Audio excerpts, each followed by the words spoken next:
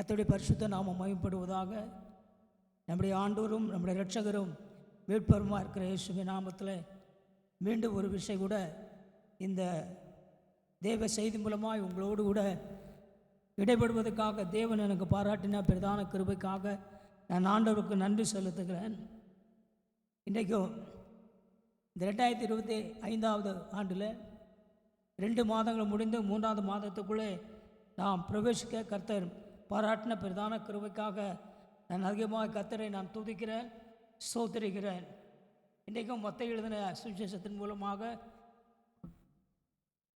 ஆண்டவருடைய செய்தியை நாம் கேட்க இருக்கிறோம்.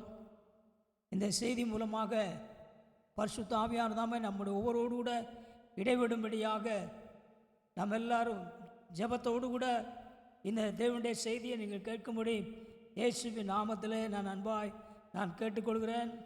இந்த மத்தேயு சுவிசேஷம் 5ஆம் அதிகாரத்தில் ஏற்கனவே நான் ஒரு செய்தி உயர்ந்த எண்ணங்கள் என்கிறதான தலைப்பில் நான் ஒரு செய்தியை நான் உங்களுக்கு பகிர்ந்து கொடுத்திருக்கிறேன். கர்த்தருடைய பரிசுத்த நாமம் மகிமைப்படுவதாக.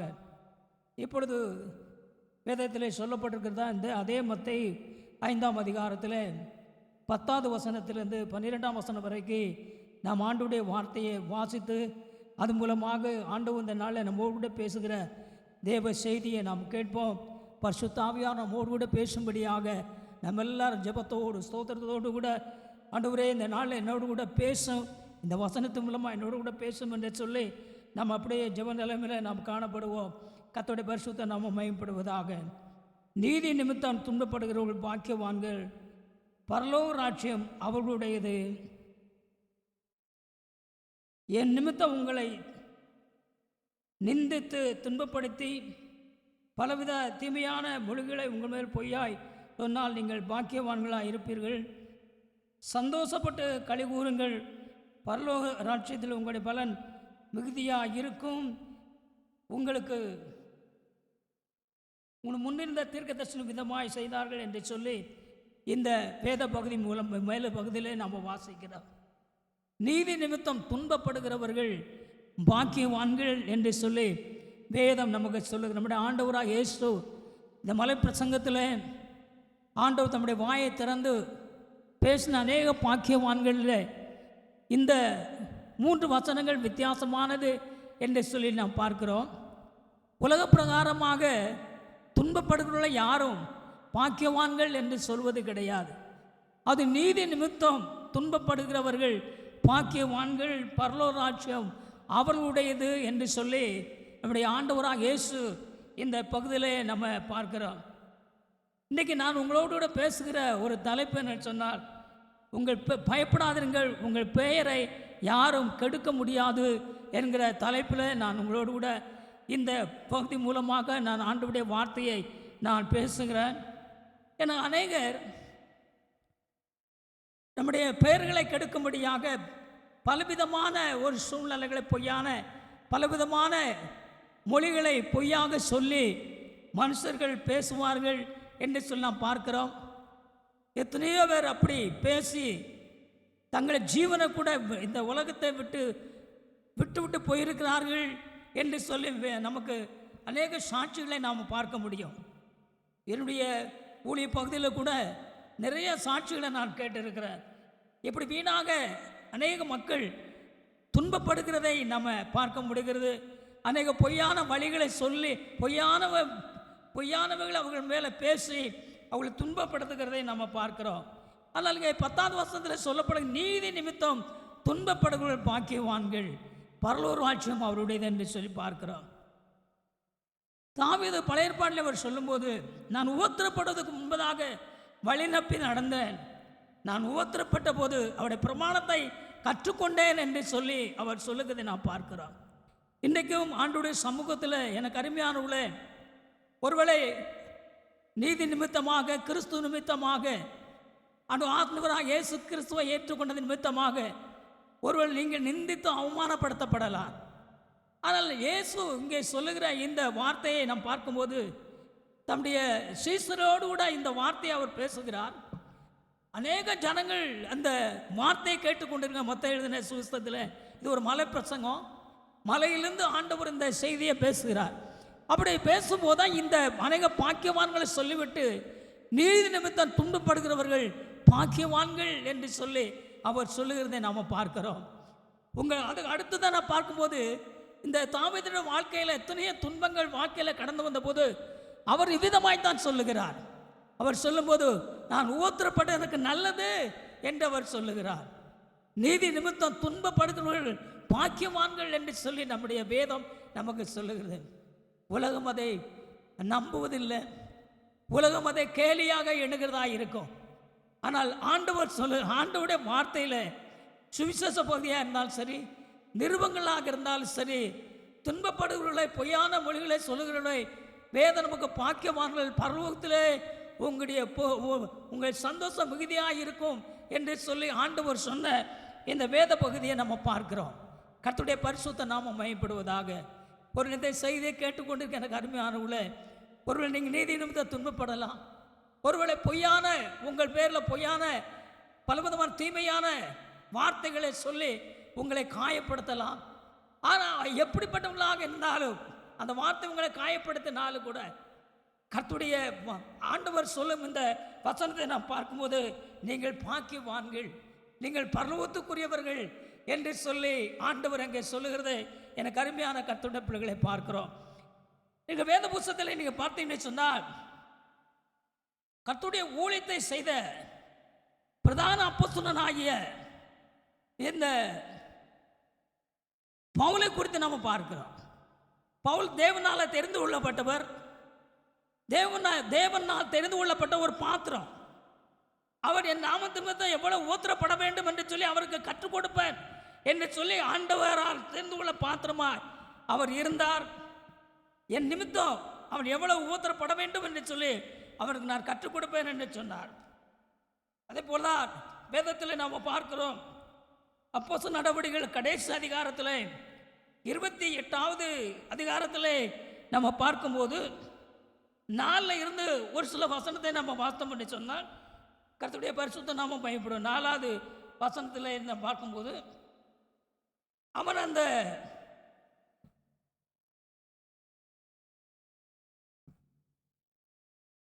நாலாவது வசனத்தை நம்ம வாசிக்கிற போது விஷப்பூச்சி அவன் கையிலே தொங்குவதை அந்நியராகிய அந்த தீவார் கண்டார்கள் என்று சொல்லி நம்ம பார்க்கிறோம். பவுல் அன்றைக்கு இருந்ததான கடல் பிரயாணத்தில் பயங்கரமான போராட்டத்தில் இரவு எது பகல் எது என்று சொல்லி தன் ஜீவன் எப்படி போகும் என்று சொல்லி அறியாத சூழ்நிலையிலே பவுலும் அவனோடு கூட இருந்த 200க்கு அதிகமானவர்களும் ஒரு தீவிலே போய் விழுந்தார்கள் என்று சொல்லி பார்க்கிறோம். ஆண்டவர் அவர்களுக்கு சொல்லியிருந்தார், உங்கள் ஜீவனுக்கு எந்த ஒரு பிரச்சனையும் வராது, இல்லை இந்த கப்பல் பிரயாணத்தில் கப்பல் சேதமே இல்லாமல் வேறு உங்களுக்கு சேதம் வராது என்று சொல்லியிருந்தார். ஆனால் இந்த அப்போஸ்தலனாகிய பவுல் அந்த மெலித்தான்கிறதான ஒரு தீவு, அந்த தீவில் அங்கே போய் விழுந்தபோது அந்த தீவிலே கடந்தபோது அந்த தீவார்வர்களுக்கு நல்ல பாராட்டின ஒரு கிருபையை குறித்து அங்கே நான் பார்க்கிறோம். அந்த மழை நிமித்தமாகவும் அந்த குளிர் நிமித்தமாகவும் அவர்கள் குளிர் காய்ந்து கொண்டிருந்தார்கள். அவர்கள் விறகுகளை போட்டு தீயரித்து அதிலே குளிர் காய்ந்து கொண்டிருந்தார்கள். அப்படிப்பட்டவர்கள் இந்த பவுலையும் அவரோடு கூட சேர்ந்தவர்களே அங்கிட்டு சேர்த்து கொண்டார்கள். பவுல் அந்த விறகுகள் எரிவதற்காக சில விறகுகளை அவன் அள்ளி கொண்டு வந்து அந்த தீயிலே போடும்போது ஒரு விரியன் பாம்பு அவனுடைய கையிலே கடித்து தொங்குதையை நாம் பார்க்கிறோம். அப்பொழுது அவர்கள் சொல்லுகிறார்கள், இவன் மெய்யாகவே ஒரு கொலைபாதகம் தான், இவன் மெய்யாகவே கடல் வச்சு தப்பிச்சு வந்தாலும் பாவம் இவனை விடவில்லை என்று சொல்லி அவன் மேலே ஒரு அவதூறான வார்த்தைகளை அவர்களாக பேசிக்கொண்டார்கள் என்று சொல்லி அந்த அப்போஸ்தலர் நடவடிக்கைகளிலே நம்ம வாசிக்க முடியும். 28ஆம் அதிகாரத்திலே அந்த 4ஆம் வசனத்திலிருந்து 6ஆம் வசனம் வரைக்கும் நம்ம வாசிக்கும் போது அதை நம்ம பார்க்க முடியும். அப்போ இப்படி பேசி கொண்டிருந்த போது மெய்யாகவே இவன் கொலைபாதகன் என்று சொல்லி அவனை குறித்த தப்பான ஒரு எண்ணத்தை பேசி கொண்டிருந்த போது காரணம் என்ன சொன்னால், அந்த விரியன் பாம்பு அவனுடைய கையை கடித்து தொங்கிக் கொண்டிருந்தது. இவன் இந்த பாவம் பழி இவனை விடவில்லை என்று சொல்லி இவன் கடலுக்கு தப்பி வந்தாலும் இதோ பாம்பு இவனை பிடித்து இவன் கையிலே கடித்து தொங்கிக் கொண்டு இருக்கிறது, இவன் வீக்கம் கண்டு செத்து போவான்னு சொல்லி அவனையே பார்த்து கொண்டு இருக்கிறான். கொஞ்ச நேரம் அவனையே பார்த்து கொண்டு இருக்கிறான். அவனுக்கு ஒரு சேதம் கடந்து விடாதபடி தேவன் அருமையான கர்த்தருடைய பிள்ளைகளை அங்கே அவர்களை பாதுகாத்தார் என்று சொல்லி பார்க்கிறோம். அப்போஸ்தலனாகிய பவுலை அந்த பாம்பு கடித்திருந்தாலும், விரியன் பாம்பு கடித்த பெசாவ் அவனுக்கு ஒன்று செய்யாதபடி தேவன் அவனை பாதுகாத்தபடினாலே கடைசி அவனை பார்த்து கொண்டே இருந்தவர்கள் இவன் தேவன் என்று சொல்லி அங்கே ஜனங்கள் சொல்லி பேசாமல் இருந்ததை நம்ம பார்க்கிறோம். நேர்மறை சொல்லி பார்த்து கொண்டான். முதலாவது கொலைபாதகன் என்று சொல்லி அவனை சொன்னவர்கள் துன்பமான வார்த்தைகளை பேசினதை நாம் பார்க்கிறோம், மோசமான வார்த்தைகளை பேசினதை பார்க்கிறோம். அப்படிப்பட்ட அதே ஜனங்கள் அவனுக்கு ஒன்றும் சம்பவிக்காதபடினால மெய்யாகவே இவன் தேவனாக இருப்பான் என்று சொல்லி அவர்கள் சொன்னதை அங்கே நம்ம வாசிக்க முடியும். கர்த்தருடைய பரிசுத்த நாமம் மகிமைப்படுவதாக. எனக்கு அருமையான தேவனுடைய பிள்ளைகளே, இப்படித்தான் அநேகருடைய வாழ்க்கையில் தேவனுடைய மனுஷனாக இந்த ஊழியம் செய்த இந்த அப்போஸ்தலனாகிய பவுல் இந்த கப்பல் பிரயாணத்தில் சேதங்கள் கடந்து வந்தாலும் அவனை தேவன் பாதுகாத்து இந்த இடத்துல கொண்டு வந்து அந்த வெளித்தான்கிற தீவிலே அவர்கள் வந்தாலும் கூட அங்கே இருக்க ஜனங்கள் பார்க்கும்போது இவன் ஒரு நிச்சயமாக ஒரு கொலைபாதகம் தான் என்று சொல்லி அவன் மேலே வீணான பழிகளை சொன்னாலும் கூட கொஞ்ச நேரம் கழித்து இவனுக்கு ஒன்று நேரிடாதபடினால ஒருவேளை இவன் தேவனாக இருக்கலாம் என்று சொல்லி அவர்களாக சொல்லி கொண்டதாக நாம் பார்க்கிறோம். அதே போல் தான் அநேகருடைய வாழ்க்கையில் முதல்ல நீதி நிமித்தம் துன்பப்படுற பாக்கியவான்கள். இந்த துன்பம் எதற்காக என்று சொல்லி நான் பார்க்கும்போது பாக்கியவான்கள் என்று சொல்லி ஆண்டவர் சொல்ல, நீதி நிமித்தம் துன்பப்படுகிறவர்கள்.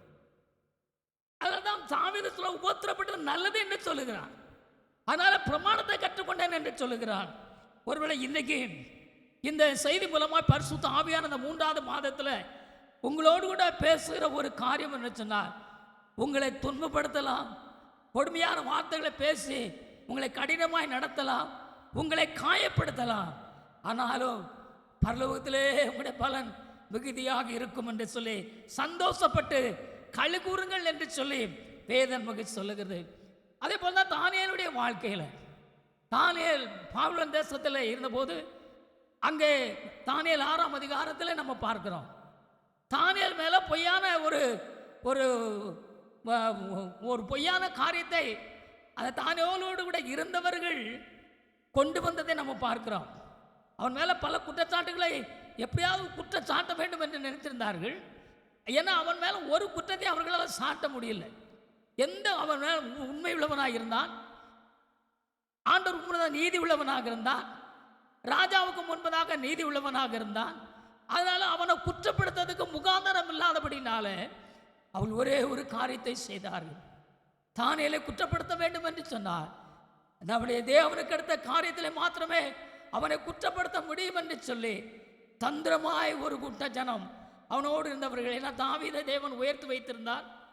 தேசாதிபதிகளுக்கு மேலாக 123 பேருக்கு மேலாக அவனை உயர்த்தி வைத்திருந்தார். அது மாத்திரமல்ல, இன்னும் உயர்த்த வேண்டும் என்று சொல்லி ராஜா நினைத்தபடினால அதை பொறுக்கிறதுக்கு மனமில்லாத அவனோடு கூட இருந்தவர்கள், அதிகாரத்தில் இருந்தவர்கள், அவர்கள் அவனை துன்பப்படுத்த வேண்டும், உபத்திரப்படுத்த வேண்டும் என்று சொல்லி தந்திரமாக ராஜாவினிடத்தில், தரிவு ராஜாவினிடத்தில் போய் அவர்கள் கையெழுத்தெல்லாம் வாங்கி பத்திரத்திலே கையெழுத்து வைத்ததை நம்ம பார்க்கிறோம். ஆனாலும் கூட தானியேலை அவர்கள் சொன்னது போல இவன் தேவனுக்கு அடுத்த காரியத்திலே மாத்திரம்தான் இவனை நிச்சயமாக பிடிக்க முடியும், மற்ற எந்த ஒரு காரியத்திலும் பிடிக்க முடியாது என்பதை அவர்கள் அறிந்திருந்தபடினாலே 1 மாத காலம் ராஜாவை தவிர வேற யாரிடத்திலும் அங்கே கடந்து விண்ணப்பம் பண்ணக்கூடாது, எந்த காரியத்தை சொல்லக்கூடாது என்று சொல்லி அந்த தேசத்துடைய எல்லா மொழியில எழுதி அதில் ராஜாவுடைய முத்திரை மோதிரம் வைக்கப்பட்டு சில் வைக்கப்பட்டதை நம்ம பார்க்கிறோம். ஆனால் 10 கைகழுத்து வைக்கப்பட்டதை அறிந்த தானியேல் அவன் பரலோகத்துக்கு நேராக எப்பொழுது ஜெபிக்கிறது போல, ஆமென், இஸ்ரவேலுக்கு நேராக, எருசலேமுக்கு நேராக சன்னலை திறந்து வைத்து அவன் ஜெபிக்கிறதை நம்ம பார்க்கிறோம். இன்னைக்கு உங்களுடைய வாழ்க்கையில் பலவிதமான உபத்திரம் வழியா நீங்கள் கடந்து போகலாம், உங்களை துன்பப்படுத்த நினைக்கலாம். உயர்வு மேன்மை கடந்து வரும்போது சிலர் உங்களை துன்பப்படுத்த நினைக்கலாம், உபத்திரப்படுத்த விரும்பலாம். ஆனால் தானியேலின் தேவன் தானியேல் இடைவிடாமல் ஜெபித்து இடைவிடாமல் தேவனை ஆராதித்து வந்தபடினால அந்த குற்றச்சாட்டுக்கு அவன் நீங்களாக்கப்பட்டான். சிங்க கெவிலே போடப்பட்டான். சிங்கங்கள் அவனை சேதப்படுத்தாதபடி தேவன் சிங்கங்கள் வாயை கட்டினார். ஒரு தூதன் அனுப்பி என்று சொல்லி பார்க்கிறோம். அவனை ஒரு சேதம் இல்லாதவனாக இருந்ததை நாம் பார்க்கிறோம். ஆனால் அவனுக்கு விரோதமாக எழுப்பினவர்கள் அதே சிங்க கெவிலே போடப்பட்ட போது சிங்கங்கள் பாய்ந்து வந்து அவர்களை எலும்புகளை கூட விடாமல் நொறுக்கப்பட்டதாக நாம் அங்கே வாசிக்கிறோம். அப்படினால் இன்றைக்கு எனக்கு அருமையான கர்த்தருடைய பிள்ளைகளே, இந்த தேவ செய்தி இந்த 3வது மாதத்தில் இந்த தேவ செய்தியை கேட்டுக்கொண்டு எனக்கு அருமையானவர்களே, ஆண்டவர் இன்றைக்கு உங்களோடு கூட சொல்லுகிற ஒரு காரியம், உன் பேரில் பொய்யாய் சொல்வார்கள் சொன்னால், தீங்கு சொல்வார்கள் என்று சொன்னால், பொய்யானவைகளை பேசுவார்கள் என்று சொன்னால், நீ பயப்படாதே, நீ கலங்க வேண்டிய அவசியம் இல்லை, நீ பயப்படாதே, அது உன்னை ஒன்று செய்ய முடியாது. ஏன்னா கர்த்தருடைய கரம் உன்னோடு கூட இருக்கிறது. அல்லேலூயா, ஆமென், ஸ்தோத்திரம். அருமையான கர்த்தருடைய கரம் உன்னோடு கூட இருக்கிறது மாத்திரமல்ல, உன்னை வழிநடத்துகிறது மாத்திரமல்ல, உன் பெயரை அவர் பெருமைப்படுத்துவார் என்று சொல்லி நம்ம பார்க்கிறோம்.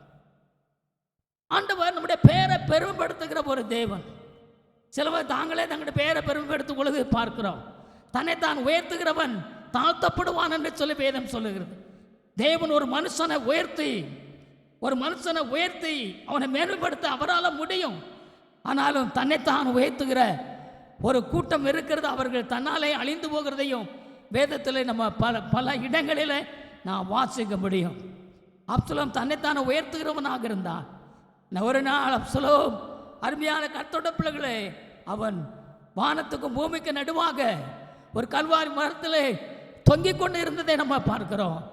அவன் அநியாயமாக சாகடிக்கப்பட்டான் என்று சொல்லி வேதம் சொல்லுகிறது. அழகானவன், அருமையான கர்த்தருடைய பிள்ளைகளே, அல்லேலூயா, ஆனால் அவன் தன்னைத்தானே உயர்த்த வேண்டும், மேன்மைப்படுத்த வேண்டும் என்று நினைத்த போது காலத்துக்கு முன்பதாக அவன் சாக வேண்டியதான ஒரு சூழ்நிலை உண்டான பார்க்கிறோம். தன்னைத்தான் தாழ்த்துகிறவன் உயர்த்தப்படுவான் என்று சொல்லி பார்க்கிறோம். தேவன் நம்முடைய பெயரை பெருமைப்படுத்துகிறவராக இருக்கிறார். இந்த 3வது மாதத்தில் கர்த்தருடைய ஆவியானவர் நம்மோடு சொல்லும்போது, உன்னத பாட்டில் நான் பார்க்கும் 4ஆம் அதிகாரத்தில் நம்ம பார்க்கும்போது, என் உத்தமி ஒருத்தியே, அவளிலே பழுதொன்று நான் காணவில்லை என்று சொல்லி அந்த சூலமத்தை பார்த்து சபையை பார்த்து மணவாளன் சொல்லுகிறதை அங்கே நான் உன்னிலே பழுது ஒன்றுமில்லை என்று சொல்லி ஆண்டவர் சொல்லுகிறதை நான் பார்க்கிறோம். நம்மை பார்க்கும்போது, ஆண்டவர் நம்மை பார்க்கும்போது பழுதில்லாதவர்களாக, குறைவில்லாதவர்களாக, ஆண்டவருக்கு ஏற்றவர்களாக ஆண்டவர் நம்மை பார்க்கிறவராக இருக்கிறார். நாம் எப்படிப்பட்ட சூழ்நிலையில் இருக்கிறோம் என்பது அவருக்கு தெரியும். எந்த சூழ்நிலையில் நாம் இருக்கிறோம், எப்படிப்பட்ட சூழ்நிலையிலே நாம் காணப்படுகிறோம் என்பதை அவர் அறிந்திருக்கிறார். ஆனால் அவருடைய பார்வையில், அவருடைய கணக்கில், அவருடைய பார்வையில் அவர் சொல்லுகிறார், என் உத்தமி ஒருத்தியே என்று சொல்லி. அருமையாக அவளிலே நான் பழுதொன்றும் காணவில்லை என்று சொல்லுகிறதை நம்ம பார்க்கிறோம். நம்முடைய தேவன் ஆபிரகாமை அழைத்த போது, ஆபிரகாம் ஆதியாகமம் 12ஆம் அதிகாரத்தில் பார்க்கும்போது, ஆபிரகாமை தேவன் ஆசீர்வதித்து பெரிய ஜாதியாக்கி உன் பெயரை நான் பெருமைப்படுத்துவேன் என்று சொல்லி ஆண்டவர் சொன்னார். அருமையான கர்த்தருடைய பிள்ளைகளை, ஆபிரகாமை தேவன் அழைத்து வந்ததை பார்க்கிறோம். அதே போல யோசுவாவை தேவன் அவருடைய நாமத்தை உயர்த்தினதை, மேன்மைப்படுத்தினது வேதத்தில் வாசிக்கிறோம். நம்முடைய ஆண்டவராக இயேசுவை நீங்கள் பாருங்கள். சிலுவையிலே அறைய கொண்டு போகப்படும் போது எல்லாரும் அவரை நிந்தித்தார்கள், அவமானப்படுத்தினார்கள். அவர் உலகத்தில் இருந்தபோது பிசாசுகளை துரத்தின போது கூட அவரை விதமாய் சொன்னார்கள். அவர்கள் சொன்ன வார்த்தை என்ன? இவன் பிசாசின் தலைவனால் பேய்களை துரத்துகிறான் என்று சொல்லி பிசாசுகளை துரத்துகிறான் என்று சொன்னார்கள். மாம்சப்பிரியன் என்று சொன்னார்கள். அருமையான கர்த்தருடைய பிள்ளைகளை, அவரை குற்றச்சாட்டினார்கள். சிலுவையிலே அறைம்படி கொண்டு போகிறார்கள். ஆனால் மரித்து அடக்கம் பண்ணப்பட்டு 3 நாள் உயிரோடு எழுந்ததுக்கு அப்புறமாய் பிதாவாகிய தேவன் அவன் எல்லா நாமத்துக்கு மேலாக உயர்த்தினார் என்று சொல்லி நம்ம பார்க்கிறோம். இன்றைக்கும் ஆண்டவராகிய கர்த்தர், எனக்கு அருமையான தேவனுடைய பிள்ளைகளை, இந்த வார்த்தையை கேட்டுக்கொண்டு எனக்கு அருமையானவர்கள் எங்களுக்கு யாராக இருந்தாலும், ஆபிரகாமுடைய பெயரை பெருமைப்படுத்தினவர், யோசுவாவுடைய பெருமை இஸ்ரவேல் ஜனங்களுக்கு முன்பதாக பெருமைப்படுத்தினவர், மேன்மைப்படுத்தினவர். இந்த 3வது மாதத்திலும் கூட இந்த 3வது யார் என்ன சொன்னாலும் மறுபடியும் உன்னை துன்பமாய் துயரமான வார்த்தைகளை பேசினாலும், கடினமான வார்த்தை உங்கள் மேலே பொய்யாய் பேசினாலும் கூட நீங்கள் பாக்கியவான்களாய் இருப்பீர்கள் என நம்முடைய தேவன் அவரும் அந்த பாதை வழியாய் கடந்து போனதை பார்க்கிறோம். அநேக பரிசுத்தவான்கள் அந்த பாதையில் நான் கடந்து போனார். யோசேப்பு அதே பாதையில் நான் கடந்து போனதை நம்ம வேதத்தில் வாசிக்கிறோம். அநேகர் அந்த பாதையில கடந்து போய் முடிவாக தேவனால உயர்த்தப்பட்டார்கள், கனப்படுத்தப்பட்டார்கள் என்று சொல்லி நாம் பார்க்கிறோம். ஒருவேளை இன்றைக்கு இந்த 3வது மாதத்தில் இந்த வார்த்தையை கேட்டுக் கொடுக்கிற எனக்கு அருமையான தேவனுடைய பிள்ளையே, நீ நீதி நிமித்தம் துன்பப்படுகிறாயா, நீ பாக்கியவானா இருப்பான். உன் பேரில் பொய்யாய் சொல்லுவா பேரு உன் பேரை நாசப்படுத்த வேண்டும், ஒன்றுமில்லாமாக்க வேண்டும் சொல்லி உனக்கு உரதமான பொய்யான வார்த்தைகளை, பொல்லாத வார்த்தைகளை பேசுகிறாங்களா, நீ பாக்கியவானா இருப்பாய். சந்தோஷப்பட்டு கழுவுங்கள், பரலோகத்தினுடைய பலன் மிகுதியாக இருக்கும். நீங்கள் பாக்கியவான்களாக இருப்பீர்கள். உலகத்தில் அநேக பாக்கியவான்களை நம்ம பார்க்கிறோம். ஆனால் வேதம் நமக்கு சொல்லுகிற பாக்கியவான்கள் எவ்வளோ அருமையானது. அருமையான கர்த்தருடைய பிள்ளைகளை, இந்த 3வது மாதத்தில் அல்லேலூயா கர்த்தர் உங்களை உயர்த்துவார், உன் பெயரை பெருமைப்படுத்துவார் என்று சொல்லி நம்ம பார்க்கிறோம். தேவனுடைய சமூகத்தில், தேவனுடைய பிரசன்னத்தில் அல்லது நம்மை ஆண்டவர் பார்க்கிறது நம்முடைய பாவத்தை அல்ல, நம்முடைய பலகீனத்தை அல்ல, நம்முடைய சூழ்நிலை அல்ல. அருமையான கர்த்தருடைய பிள்ளைகளை, ஆண்டவர் நம்முடைய சொல்லும்போது நான் உன்னை பெருமைப்படுத்துவேன், உன் பெயரை பெருமைப்படுத்துவேன் என்று சொல்லி ஆபிரகாமுக்கு தேவன் சொன்னார். அப்படியே செய்தார். அருமையான கர்த்தருடைய பிள்ளைகளை, இந்த 3வது மாதத்திலும் கர்த்தர் உங்களுக்கு சொன்னதை செய்ய மாட்டோம், நிச்சயமாக உங்களை கைவிடவே மாட்டார். நாள் வரும்போது இன்றைக்கி அப்படிப்பட்ட ஒரு சூழ்நிலை, நெருக்கமான ஒரு சூழ்நிலை கடந்து போனாலும் கூட, எனக்கு அருமையானவர்களே, நீங்கள் கடந்து போகிற பாதை கடினமான பாதையாக இருந்தாலும் கூட, எந்த பாதையாக இருந்தாலும், எந்த கடினமான பாதையாக இருந்தாலும் ஆண்டவரை விட்டு விலகி போய்விடாதீர்கள். ஆண்டவரை மாத்திரம் விட்டு விலகி போய்விடாதீர்கள். ஆண்டவரை நீங்கள் உறுதியாய் பற்றி கொள்ளுங்கள். அருமையானவர்களே, ஆண்டவரை உறுதியாய் பிடித்து கொண்டு வசனங்களை வாசிங்கள், வசனத்தை தியானிங்கள். வார்த்தை உங்களை ஆற்றும், வார்த்தை உங்களை தேற்றும், வார்த்தை உங்களை விடுதலையாக்கும், வார்த்தை உங்களை மேன்மைப்படுத்தும், உயர்த்தும். அருமையான கர்த்தருடைய பிள்ளைகளே, ஆகையால் இந்த வார்த்தையை கேட்டுக்கொடுங்க. நீங்கள் யாராக இருந்தாலும், எந்த சூழ்நிலையில் இருந்தாலும் கூட ஆளுநர் கர்த்தருடைய ஆவியானவர் உங்களுடைய வாழ்க்கையில் புதிய காரியத்தை கர்த்தர் செய்வார், உங்களை மேன்மைப்படுத்துவார். கர்த்தர் தாம் இந்த வார்த்தையினாலே உங்களை ஆசீர்வதிப்பாராக. பரலோக பிதாவை நாங்கள் துதிக்கிறோம். கேட்டுதான வார்த்தைக்காக நன்றி கூட நாங்கள் துதிக்கிறோம். ஆண்டவர், நீங்கள் எங்களோடு பேசின நீதி நிமித்தம் துன்பப்படுவ பார்க்கவான்னு சொல்லி, ஆண்டவரே மெய்யாகவே உடைய நிமித்தம், உடைய நீதி நிமித்தம் நாங்கள் துன்பப்படும்போது பாக்கியவான்கள் என்று வேத வாக்கியத்தில் வாசிக்கிறோம். பொய்யாய் சொன்னால் பாக்கியவான்கள் என்று சொல்லப்பட்டிருக்கிறது, சந்தோஷப்பட்டு கழிவுறுங்கள் என்று சொல்லப்பட்டிருக்கிறது.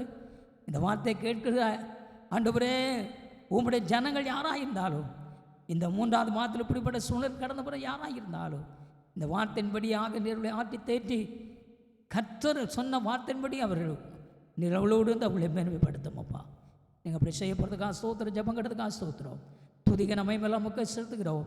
ஏசு கிறிஸ்து மூலமாக ஜெபங்கள் நிகழ்ச்சியும் நல்ல பிதாவே, ஆமென். என் ஆத்துமாவே கர்த்தரை ஸ்தோத்திரே, என் முழுவதுடைய பரிசுத்த நாமத்தை ஸ்தோத்திரே. என் ஆத்துமாவே கர்த்தரை ஸ்தோத்திரே, அவர் செய்த சகல உபகாரங்களையும் மறவாதே. ஆமென். நம்முடைய கர்த்தராகிய இயேசு கிறிஸ்து கிருபையும் பிதாவாகிய தேவனுடைய அன்பும் பரிசுத்தாவுடைய ஐக்கியம் நம்மோடும் நமக்காக ஜெபிக்கிற ஒவ்வொரு பரிசுத்தவான்களோடும் தூரத்தின் சமூகத்தில் யாவரோடும் என்றும் என்றும் சதா காலம் தங்கியிருப்பதாக. ஆமென், ஆமென். ஹல்லேலூயா. கர்த்தர் தாமே நம்மை ஆசீர்வதித்து காப்பாராக. ஆமென்.